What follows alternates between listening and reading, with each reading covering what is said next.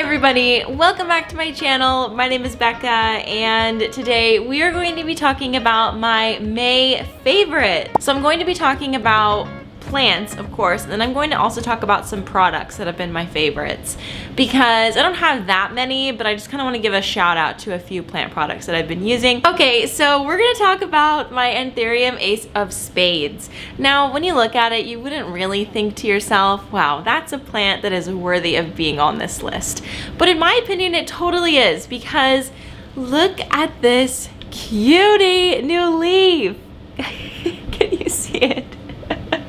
It's so dark, and this plant has put out I think like 4 new leaves in my care. Obviously we only have 2, so it's been through some stuff, but this is the first leaf that it's put out that is like a really dark maroon color, which is really normal for Ace of Spades to put out a really dark leaf, and then it'll slowly fade into a green color. So I wanted to give a big shout out to her because honestly this is one of those plants that I did not think would live very long. I just didn't think that it would pull through, honestly, but it has, and I'm really excited about it. So also, if you're wondering what the white powder is on top here, that is diatomaceous earth because I am taking on my fungus gnat infestation head on, and I got some diatomaceous earth as well as more sticky traps, and it seems to really be working. So definitely try that out if you haven't already. It came in like a little accordion bottle, and I'm just like spraying it on the soil. Sometimes it comes out like a little bit too thick,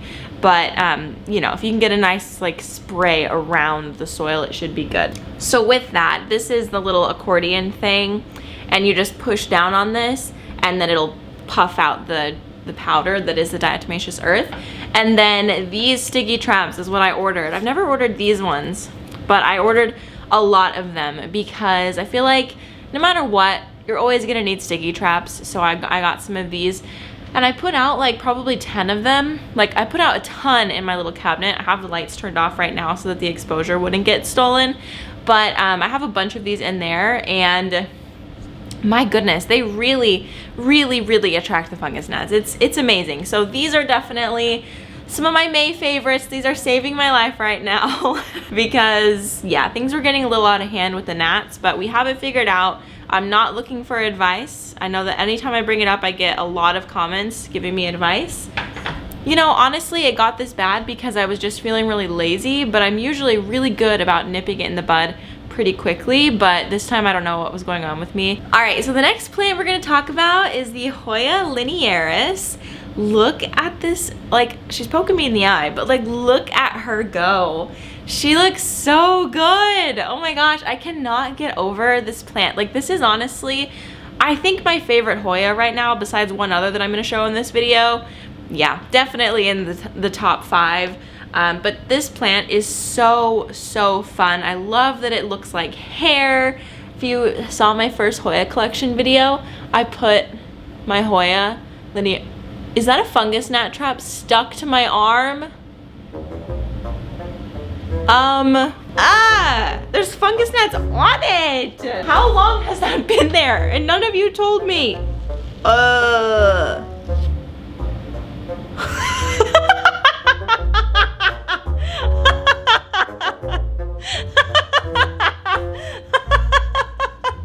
Disgusting.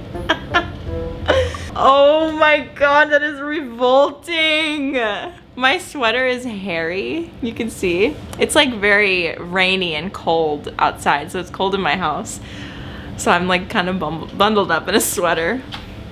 Wow, that was really funny. Okay, that'll be fun to edit back and see how long that was in my arm. Awesome. Anyway, so I bought this plant a while ago. I think it was 2 Februaries ago because I wanted to celebrate the launch of my website, dailyplants.com. If you haven't checked it out, it's a great website. But anyway, so that's why I got this plant initially. I got it from Plantarina. I think I paid like $60 for it, and it was about this long when I first got it, and then it's just grown lengthwise here, and then it's putting out a bunch of new pieces, as you can see on the top. I just think this plant looks like so funny when all the pieces are so young. They just like stick up everywhere. I think it's amazing. It's like my bangs in a ponytail. Like just like a big peacock thing on top of my head. I think it's the best. So definitely a wonderful Hoya to keep. I feel like it's one of those plants that grows without you really noticing, and then you look at it and you're like, oh my god, that plant is huge now. It's just crazy. It's very covert with the way that it grows. Okay, the next plant product I want to focus on today is my plant folio. I get so many questions about this every single time I show it, so I wanted to give a shout out so that everybody knows where it's from. So it is from Plant Folio. It is my friend Eli, his company, so he actually sent this to me, and then since then we've chatted a bunch. So it's basically just this wood case with some wiring in the middle here, and it is completely sealed, so it's waterproof, and then it comes with 2 mats like this that fit in here perfectly. Like on the inside it all closes, and I'm showing this like in a really terrible way, but I like to use the pieces separate and together.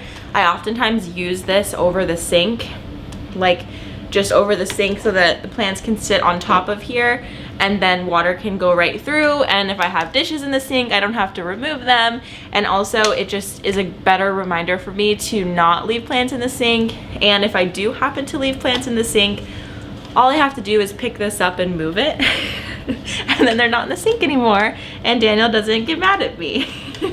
But yeah, it's a really great product and seriously something I use weekly, maybe like every other day. I use it so often, so I think that it's definitely worth checking out. I'll have it linked down in the description box below. All right, the next plant I want to talk about is my Antherium balawenum, and I'm pretty certain that I recently talked about this in another video, so I won't go on too long, but this is actually a plant that I won in a giveaway, and since then it has just grown so well. It's definitely my easiest Antherium, like my easiest and best growing Antherium, in my opinion. A lot of people say that the Veitchii is the easiest, and the Veitchii is definitely a great Antherium to start with if you're wanting to start with them, because it's a very like the leaf feels exactly like a Monstera deliciosa leaf, so you can kind of tell based on that what it might need. But anyway, this one is maybe one step above the Veitchii, and it's just so easy to care for, and it's really prolific. So if you could get your hands on one at any point, please do.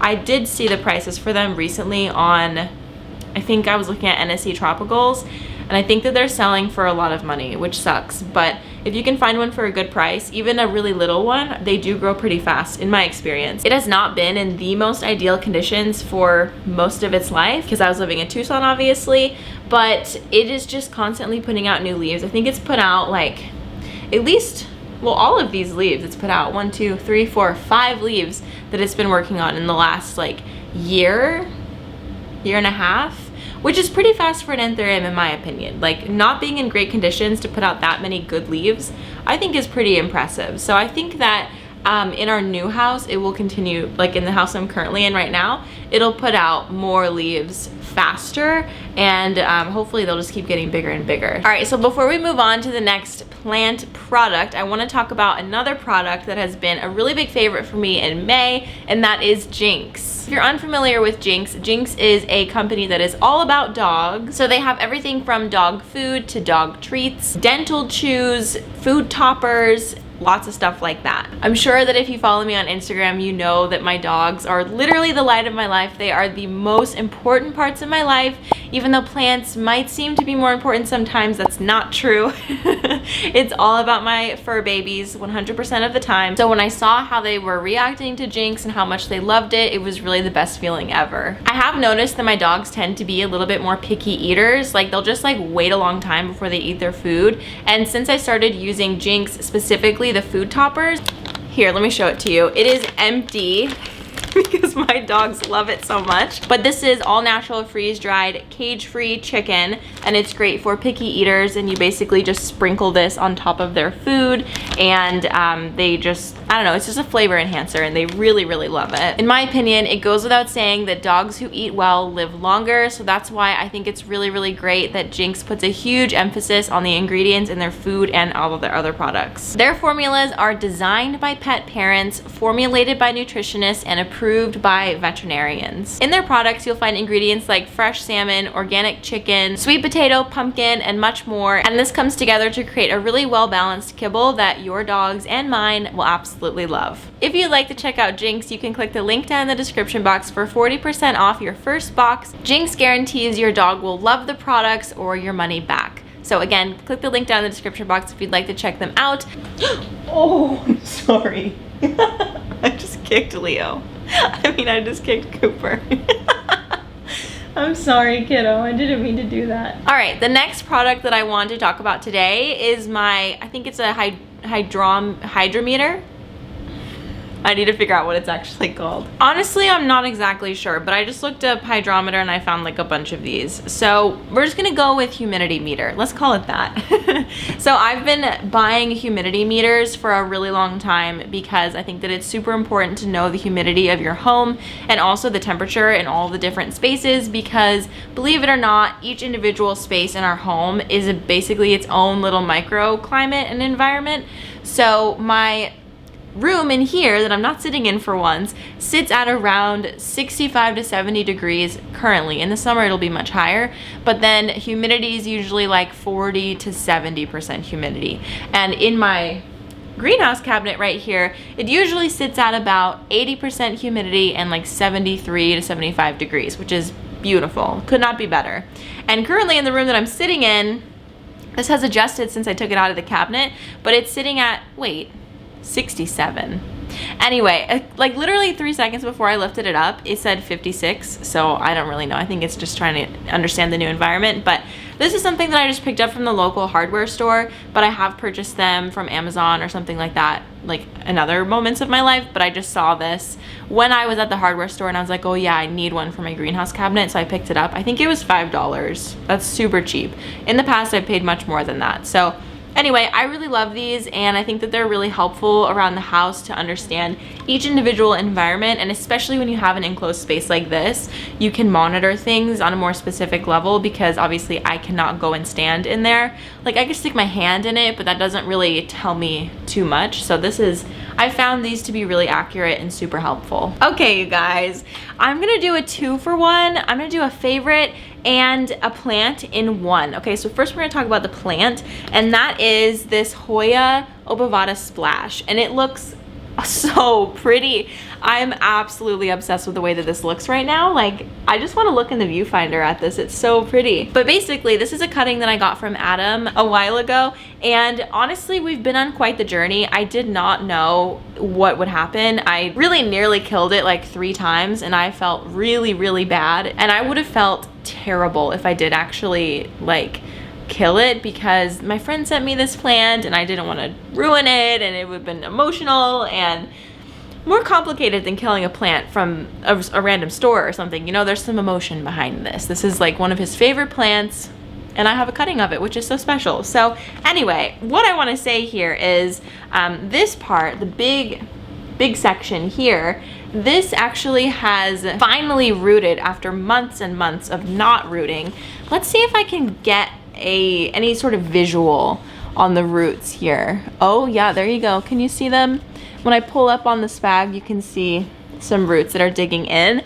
And once that happened, the plant like plumped up and brought back its color, and it looks so much better now. But before, it was like papery. I could fold it, and once the roots happened, everything changed. So I'm so glad that it finally rooted. And something that's really cool about Hoya like this is they can root anywhere along the stem, so you don't necessarily need a node or anything like that like you would with like an aroid. So these are a little bit different. There's roots that are just like along a bare stem, which is so cool to know.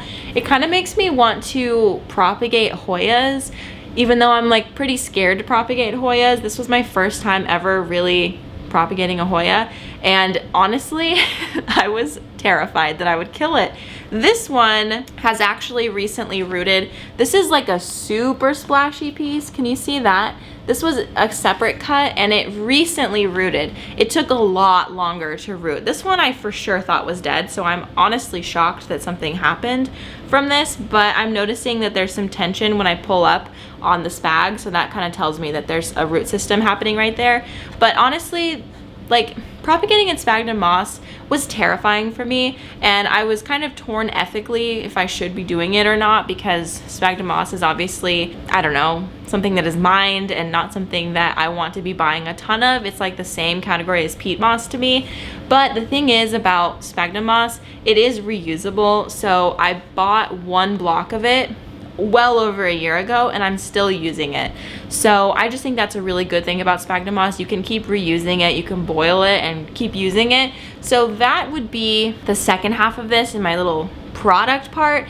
I love to propagate in these bins right here. This is basically just a takeout container without the lid, because the lid was like crushing the plant. Obviously it barely fit. I did have the lid closed for a long time to make it extremely humid in here, like in this area, which helped a lot to get it to root quicker. But after a while I was just noticing that the leaves were like smashed up against it, and I didn't want that to hinder the plant, so I took off the lid and then I actually put it in like a plastic Ziploc bag, and that helped for a while too. And then I saw that it was rooted, so I kind of removed it from that situation, and now we're just having it open face. And I just have to make sure that the spag doesn't dry out too much before I wet it again. So here's another takeout container that I have some plants in. This is my philodendron mame, you guys. Look, this is the second leaf that it's put out, and it's looking really good. Like, it doesn't look dead, right? This is the leaf that it was holding on to during the move, and it finally put it out, and it looks like it's dying off, but that's okay because we have this one, and as long as this one holds on, we're gonna be fine. But I do see some other growth points like coming up on the plant. But anyway, there's a, ew. I just recently put water in here, and I'm like waiting for the spag to soak it up before I dump it out. Can you see the extra water? Maybe you can't. Anyway, some of it just spilled on me. I'm a mess in this video. So yeah, this is a takeout container. I love using takeout containers for stuff like this. I found it to be a really great way to revive plants, because Lord knows that I need that sometimes. Okay, and the last plant that I want to talk about is this Pilea peperomioides.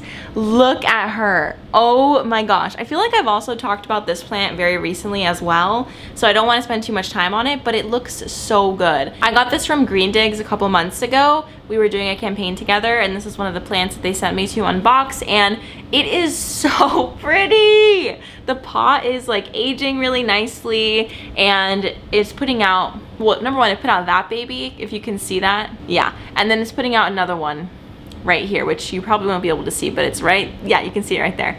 Anyway, I just love Pilea, and when my original Pilea died, I was so sad, and it made me like really want another one.